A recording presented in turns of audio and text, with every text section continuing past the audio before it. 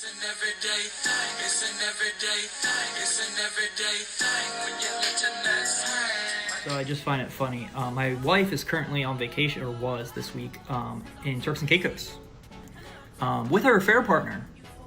Turks and Caicos, funny enough, is where I proposed to her. They're actually staying like a block up from where I proposed. Very touching proposal too.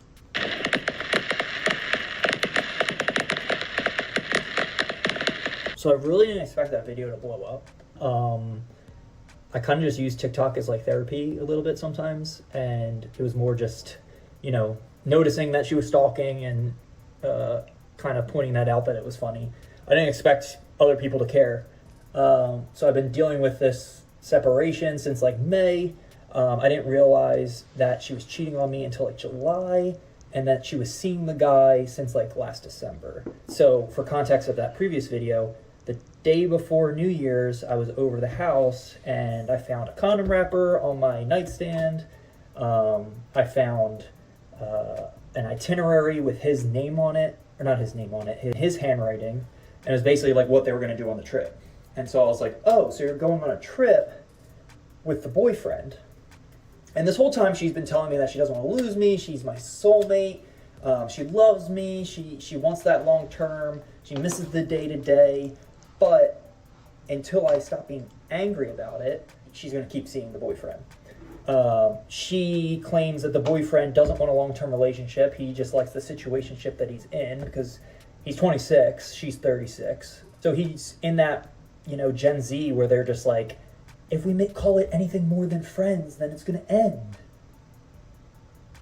You're doing everything that is a boyfriend-girlfriend, but not calling it anything, so you're boyfriend, girlfriend. Anyways, besides the point, New Year's Eve morning, I find the itinerary. The condom wrapper was the night before. I slept over because I'm a fucking idiot. Bring her coffee with the itinerary and was like, what is this? And I find out they're going to Turks and Caicos. Turks and Caicos is where I proposed to her. We've gone twice, stayed at the same place, and that place no longer, I guess, offers accommodations, so they went up the beach a little bit. Still the same sand, so it's still whatever. Noticed that all the places that she went to, that she like posted on her story, were all the same places that we went to. Places that we were intimate in. We have like play-by-play, like we went here, she went here. So she's rewriting the history with this guy now. She was texting me this past weekend before the trip, actually while she was on the trip, basically was like future faking. I got her kickboxing lessons for Christmas, and I found my old punching bag, and she's like, oh, I can't wait to practice on that. Meanwhile, she's sitting on the beach with him while she's texting me. This is before I knew that they were there. So I knew they were going on the trip. She wouldn't tell me when they were going on the trip, because she's like, I don't want you to know when we're not home. Meanwhile, we both work in state government. We both are on the same Teams chat. So I log into work on Monday morning, and first thing I see is her out of office for the next week. And I'm like, okay, 2 and 2, 4, this is when the trip is. So I tell her I'm done.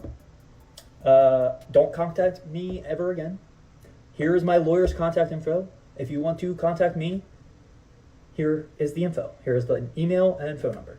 And I kind of just been writing it off as, she's going to do what she's going to do. Just keep stringing me along in the process. I'm just going to keep working on myself. I have my own issues I got to worry about. I get a little frustrated. And, sometimes my tone goes up. I get a little sarcastic. What can I say? But when you've been going through years of emotional abuse, and you try to talk to them casually about it, and then they deflect or they stonewall, or they give you the silent treatment for days, and then come back to you like nothing happened, and then say, oh yeah, let's just pretend nothing happened, and everything goes away. And then meanwhile, all that tension and conflict is like buried under the surface, and you're like, we still haven't solved that problem from like last week. And then that builds and builds and builds and builds, and then the next time you approach them about something else, then they're like, oh, remember that thing from like 6 months ago? Well, you did that. And it's like, yeah, but what about this issue? And then the next thing you know, you're apologizing for something that they were pissed off about and that they never wanted to resolve. And then you get in the circle where it's like, where did the original conflict go? I don't see it. It's gone. I go on a tangent.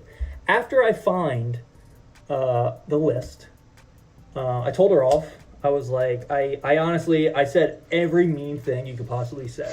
Yeah, I said some pretty fucked up shit. But I was reacting to the fact that she, like, ultimate betrayal. Like, we have an intimate connection to this place. And she just did not care. Did not care. Well, anyways, I left. I went home. I was like, I'm never going to see this girl again. I'm going to work with my lawyer to get divorced, whatever. She calls me up, or texts me, and she's like, do you have plans for New Year's Eve yet? And I'm like, no. I was going to go line dancing, but it's sold out. My other friends are going. I'm going to just stay at home, try and forget you, and then bring in the new year on a positive note. And she's like, do you want to come over? Do you want to come down the shore? I'm going to be down the shore. And my dumbass said yes. Well, first I said, is that really something you want? Because I was like, I just said the most cruel shit to you. Like, do you really want to be with me on New Year's Eve? Really? And she was like, yeah. I was like, if you're not doing anything, I'm going to be alone. And my dumbass is like, okay. And I went back to her. And that's where that video came from. So that was post knowing they were going on the trip. Post condom wrapper on my great-grandma's dresser next to my bed. So yeah, there's a lot more. There's a lot more. There's a whole TRO thing. So I have more tea, but I gotta wait for the system to work itself out before I can spill more tea. Yeah. Stay tuned if you want to learn more. Because even besides this relationship, if you Google my name, Lucas Ozarowski, you'll see a whole Hollywood drama and tea that I can spill. But that's another story for another day. But if you want more, I'm an open book.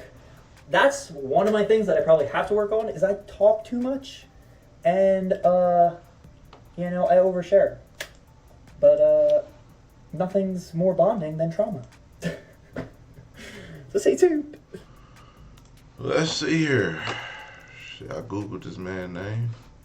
APA investigating agents as two men come forward with sexual assault allegations.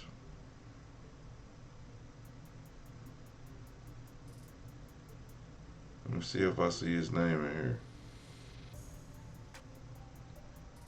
Lucas Ozarowski says he was also assaulted by Grisham. Okay, hold on.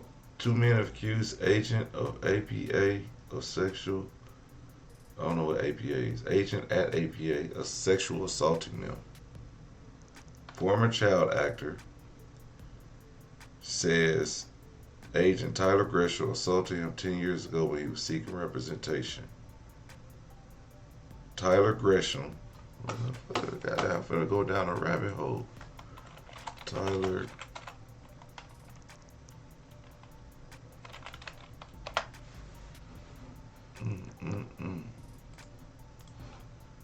Look up Tyler. Whoa. This is Tyler Grisham. Represented young actors including Stranger Things film star Finn Wardoff and late Descendants star Cameron Boyce. Oh, he died at 54. Before he got out of these sexual assault allegations. Interesting. What a way to die. Okay. Assaulted him 10 years ago when he was 18. He said he got him drunk at a meeting to talk about business at his apartment. He got on top of me and fondled me, and I pushed him off without trying to upset him. I was a very precautious position to be in, not to insult someone who was in a position of power.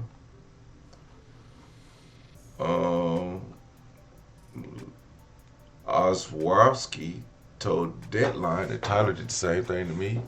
He said that in the January 2016 meeting, he met Gresham at the agent's home and went with him and a talent manager to a restaurant on Melrose, he got me a little tipsy and took me to the Sandbox bar next door. There were more and more drinks. At midnight or 1 a.m., I told him I wanted to go home. But I left my phone at his house to charge, so we went back there. I called for an Uber, but he said, let's watch The Martian while you're waiting for your Uber. I said, okay. We sat down on the couch. I had my phone in my crotch, and all of a sudden he reached over, grabbed me under my pants. It really took me off guard. I pulled his hands out and said, you know I'm not gay. I don't want this Hollywood BS. And Gresham eventually apologized for groping him on Facebook. He posted screenshots of the exchanges on Facebook. Wow. Okay. Interesting, Lucas. I mean, you can. That's. Let me get to this. Let me get to this before I go, cause I just want to say some things. Lucas. The reason he did this to you because he thought you was gay.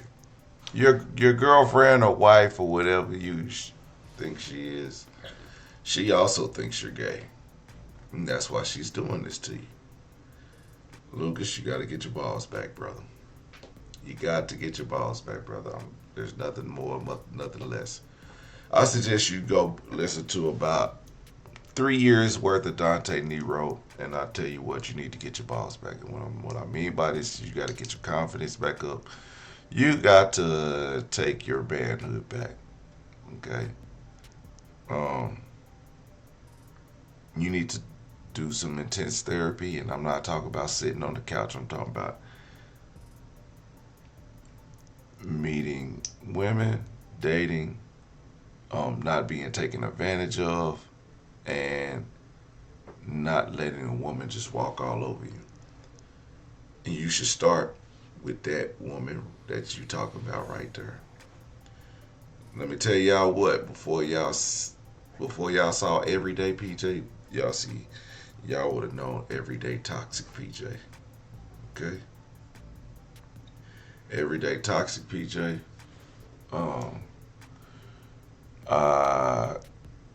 Get into these relationships where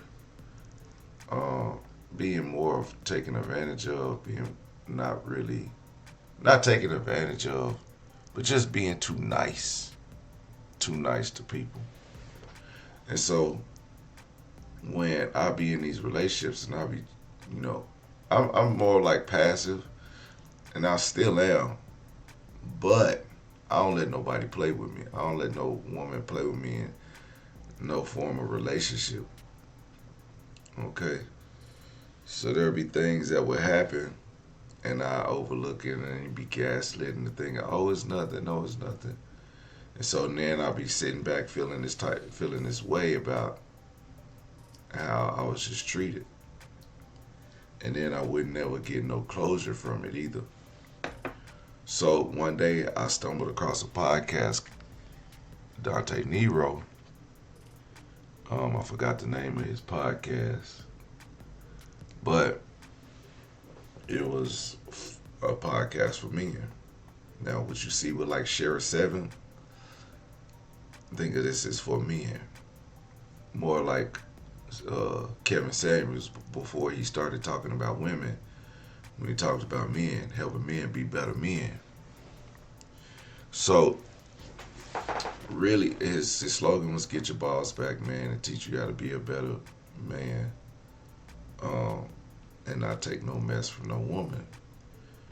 That's basically playing you, and it's hard. It's hard to like spell out everything, but really, it was an easy way to just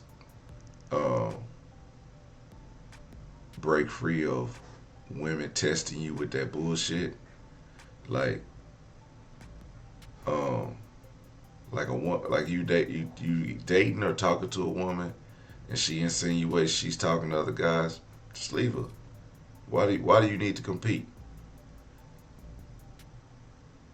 There's no reason I'm not competing with no other man. Why are you talking to multiple men at once? Because we all want the same thing. Somebody gonna get it, and I'm not fighting no other man for no coochie. It's just simple as that. If you single, I'm single, then we're doing this thing. But if you entertaining other guys, there's no need. And I'm not coming second to nobody. So, and you're not finna leave me heartbroken while I'm getting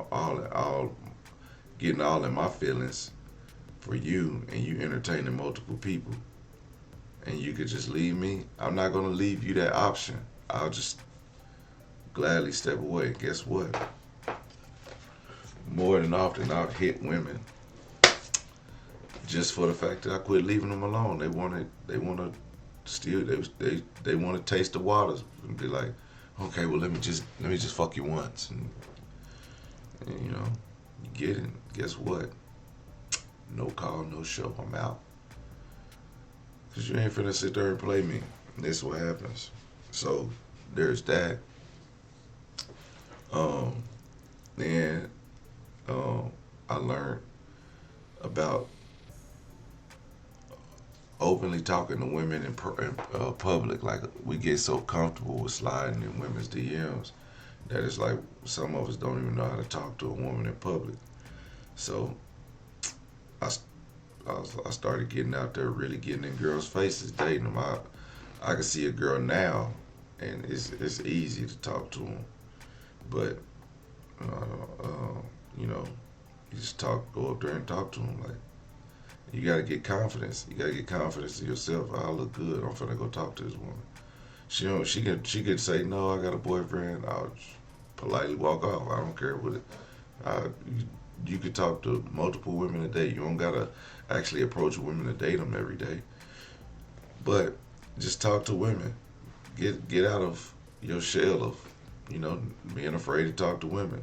You start a conversation with them. 9 times out of 10, they're gonna like you. I could say something to a woman when I enter a store. Every time I pass her in another aisle, she looking, smiling. Hey, you look handsome. Let me get your number. It worked, because I didn't pursue you. I just told you, hello, you look nice today. So it's all about getting your balls back, dog. It really ain't even about just macking the women and stuff like that. You just really got to be a man. And everything that I see, plus the sexual assault by the talent agent, obviously thinks you're gay. And from this video, I was like, well, kind of makes sense. But, if that's not what you're into, I think you should just, listen to Dante Nero and get your balls back. If not, you should be open and be free about yourself, because I don't know what to tell you, brother. So, your gaydars were going off in many different directions. And I'm just saying. But it is what it is. Shout out to you, man. Hopefully. Yeah. Anyway, everyday people, let me know what y'all think about this in the comment section. Like, comment, subscribe, and I'll holler at you later. Peace.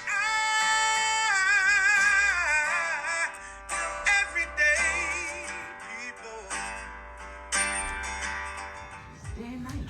For some women, it can start working in as fast as 1 week.